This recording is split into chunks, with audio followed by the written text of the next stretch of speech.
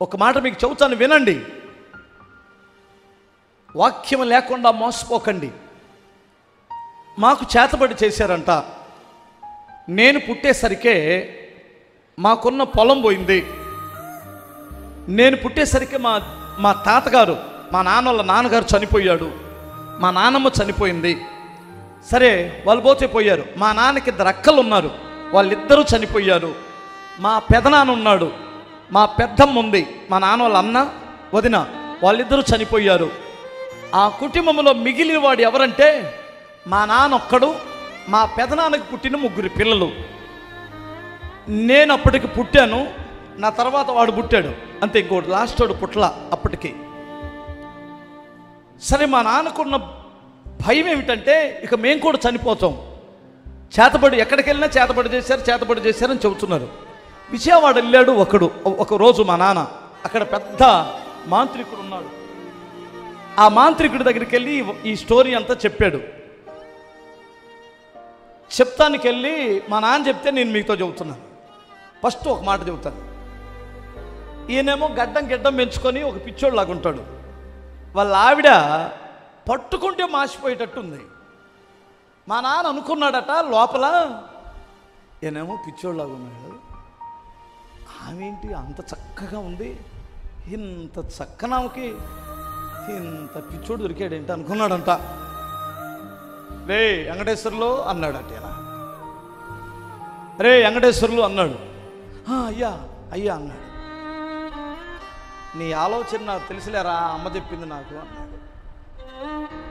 ఇక నాకేమన్నా చేస్తాడని మా నాన్న కడకడ వణుకొని అమాంతం కాళ్ళ మీద పడిపోయాడు మీద. మీరు వినండి జాగ్రత్తగా. ఏం లేదులే, సహజమేలే, అందరూ అనుకునేదిలే అన్నాడు.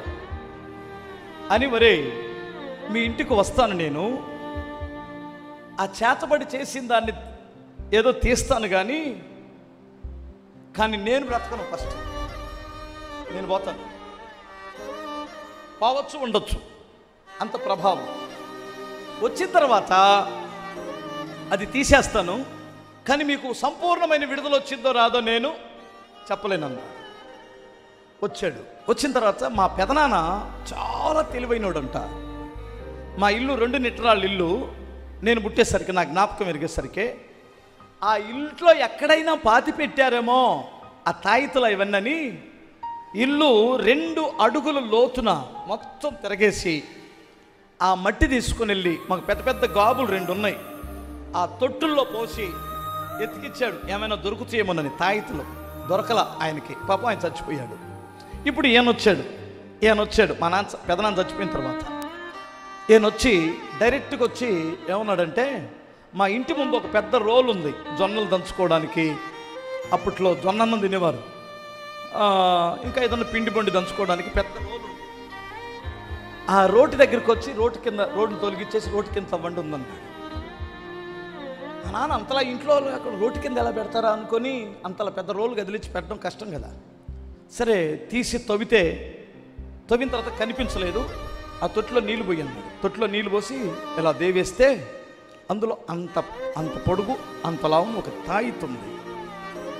ఆ తాయితులో తీసాడు, మొత్తం ఉప్పదీశాడు.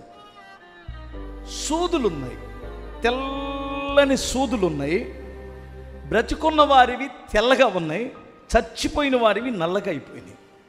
ఇంకా అందులో ఇంత రకరకాలు ఏదో ఉన్నాయి. ఒరే బాబు, ఈ తెల్ల సూది బ్రతుకున్నోడిది, ఈ నల్ల సూది సచ్చినోడిది, తుప్పు పట్టింది. పుట్టబోయే వారికి కూడా చేశాడు. వాడెవడో మీ వంశాన్ని లేకుండా చేశాడు. మరి ఇది ఇంతటితో ఆగిద్దని కూడా నాకు తెలియదు. మా అన్న 3 కొడుకులు కదా మా పెదనాన్నకి. 2 కొడుకులు 1 కూతురు, 2 కొడుకులు 1 కూతురు. మేము అప్పటికి 2 పుట్టున్నాం, ఇంకొకటి పుట్ల. ఆయన ఏమన్నాడంటే, నేను పోతానేమో, కానీ మీకు ఇంతటితో ఆగిద్దని తెలియదు, చూడాలి ఇంకా భగవంతుడు దయ అని ఆయన వెళ్ళిపోతూ మూలపాడు దగ్గరికి వెళ్ళిన తర్వాత ఈయన వెళ్తున్న కారు అక్కడే వంతెనలో పడిపోయింది. 2 కాళ్ళు పోయినాయి. ఆడ అదృష్టం ఏమిటంటే బ్రతికాడు, 2 కాళ్ళు పోయినాయి. అవిటోడు బ్రతికాడు. మా నాన్న తర్వాత వెళ్ళి కలిసి వచ్చాడు. ఆ తర్వాత బ్రతకాలి కదా, ఇంకా వెంటనే అది తీసేసిన తర్వాత కూడా మా పెదనాన్న కొడుకు, ఆయన పేరు పర్వతాలు, అప్పుడు ఆయన వయసు 20 ఏళ్ళు ఉంటాయి, ఆయన చనిపోయాడు. చనిపోయిన తర్వాత ఇంకా మా నాన్నకు డౌట్ వచ్చింది, నెక్స్ట్ ఇంక మా అమ్మ చనిపోవాలి. అది 85 వచ్చేసింది.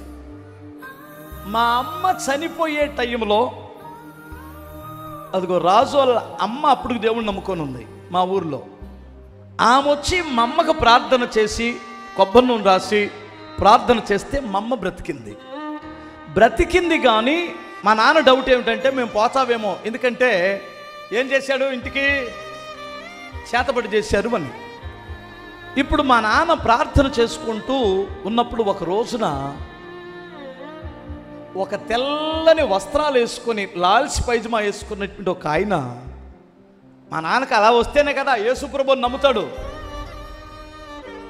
ఎవడకు తగినట్లు వాడికి దేవుడు దర్శనమిస్తాడు. వచ్చి మా నాన్న నొసట్ను పట్టుకున్నాడంట. ఇలా ఇలా ఇక్కడ రాత ఎక్కడ ఉండదని నమ్ముతారు మనం, ఇక్కడ అంటాం కదా మన బొంద, ఇక్కడ రాత లేదు పాడు లేదు, రాత అంతా అక్కడ ఉంది, మన ఆయన గ్రంథంలో ఉంది. మనం నమ్మేదేంటి, ఇక్కడ ఉంది. మా నాన్న నా రాతలు బాగలేదు, నా రాత సరిగా రాయలేదు, మా నాన్న చచ్చిపోయాడు, మా వాళ్ళందరూ చచ్చిపోయాడు, నేను ఒక్కడే ఉన్నాను, నా రాత బాగలేదు అనుకుంటుంటారు కదా. అందుకని ఆయన వచ్చి కరెక్ట్గా ఇలా పట్టుకొని ఇలా తిప్పుతుంటే అబ్బాబ్బాబ్బాబ్బాబ్బా అన్నాడట. ఏంటయ్యా అలా తిప్పుతున్నావంటే నీ రాత మార్చాను అన్నాడట. హల్లెలూయా అని ఏమన్నాడంటే, నీకు చేతబడి చేసినోడు చూపించనా వాళ్ళ ఇల్లు అన్నాడు. చూపించాడు. చూపిస్తే పొద్దున్నే మా నాన్న కార్యాలు మిరియాలు దూతున్నాడు, వాడిని నరికేస్తానని. మా అమ్మ అంటదే, లేనిపోయింది కొని తెచ్చుకోమాక, వాడికి పొలాలు గిలాలు ఉన్నాయి, మనకేం ఉన్నదంతా పోయింది, వాడికేం ఉంది, నువ్వు నరికావంటే మన పని అయిపోయింది, పిల్లలు చిన్నోళ్ళు అని మా అమ్మ ఆపేసింది. నేను ఎందుకు ఈ విషయాన్ని ఇప్పుడు చెబుతున్నానో తెలుసా? 2 విషయాలు గ్రహించండి. ఒకటి, ఒక మాంత్రికుడికి తెలిసింది ఏముంది, ఎక్కడుంది, ఎలా చేయబోతున్నాడు, ఎలా చేశాడని. కానీ వాడు మా బ్రతుకులను మార్చలేకపోయాడు, మా రాతను మార్చలేకపోయాడు. తెలుసు వాడు కూడా అద్భుతం చేశాడు, వాడు కూడా రోటి కింద ఉన్నదాన్ని తీశాడు. కానీ యేసుక్రీస్తు ద్వారా మా స్థితిగతులు మారిపోయింది. మరణము అంతటితో ఆగిపోయింది, మరణము మా అన్నతో ఆగిపోయింది. ఇప్పుడు మా అన్న ఉన్నాడు, మా పెదనాన్న కొడుకు, మా అక్క ఉంది, మేము అందరం క్షేమంగా ఉన్నాం. ఎప్పటి నుండి చెప్పాలి మీరే, ఇప్పుడు చెప్పండి, గారడీలు నమ్ముతారా, వాక్యాన్ని నమ్ముతారా? పిల్లోడికి జ్వరం వస్తే ఈ ముసలమ్మ ఇంట్లో పెద్ద కీడు. పిల్లోడికి జ్వరం వస్తే అబ్బాయి గురువారం అక్కడ మంచి అంతరం వేస్తారా, అమ్మ మనం చర్చికి వెళ్తున్నామంటే అది అదే ఇదే ఇదేరా, అది అదే ఇది ఇదే. పెద్దదానివైన దానివి ఇంట్లో ఉండి మోకరించి కన్నీరు గార్చి ఆ కుటుంబానికి క్షేమం రావాలని అడగాల. గురువారం అక్కడ వేస్తాడు, ఆదివారం మధ్యాహ్నం మీ అమ్మ కడతాడు. ముసలమ్మ నువ్వు పోయే రోజు నీకు దిక్కు కూడా ఉండదు. అలాంటి పిచ్చి సలహాలు మాక. నువ్వు ఒకటే చెప్పు, అయ్యా చర్చికి వెళ్దాం పదా. చచ్చిపోయి పిల్లోడు అక్కడ ఉంటే సునమీరాలు వాళ్ళ భర్త దగ్గరికి వెళ్ళి నేను కర్మేల దగ్గరికి వెళ్తున్నానంది. కర్మేలే కదా, హల్లెలూయా. కర్మేల దగ్గరికి వెళ్ళాలి, కర్మేలు పర్వతానికి వెళ్ళాలి. ఇప్పుడేంటి ఈరోజు విశ్రాంతి దినం కాదు, అమావాస్య కాదు, ప్రార్థన లేని రోజు కదంటే నేను దైవ సేవకుడి దగ్గరికి వెళ్ళుట మంచిది. ఏం జరిగింది చెప్పండి? దైవజనుడి దగ్గరికి వెళ్ళుట మంచిది. దైవజనుడు దగ్గరికి వెళ్ళడం మంచిదని గ్రహించి ఇంటికి తీసుకొని వస్తే చచ్చినోడు బ్రతికాడు. యేసు నామములో గొప్ప దేవుడు ఆయన. హల్లెలూయా. ఇప్పుడు ఇదంతా నేను ఎందుకు ఈ విషయాలు చెబుతున్నా? వాక్యము నీ గుండెల్లో ఉంటే నువ్వు దుష్టుని యొక్క కార్యాలు చేయించగలవు. ఆ బలము నీలో ఉంటుంది. వాక్యము ఏ గుండెల్లో ఉంటుందో వారి హృదయంలో, వారి కుటుంబం మీద సాతాను శక్తులు పనిచేయవు, మాంత్రిక శక్తులు పనిచేయవు. లోకము ఏదైనా ఒకటైనా లోకమంతా నీ కుటుంబాన్ని కదిలించలేవు. కానీ ఇప్పుడు నిన్ను కదిలించడానికి దుష్టుడు పన్నే పన్నాగం చెప్పండి, వాక్యమును ఎత్తుకొని పోవాలని ప్రయత్నం చేస్తాడు.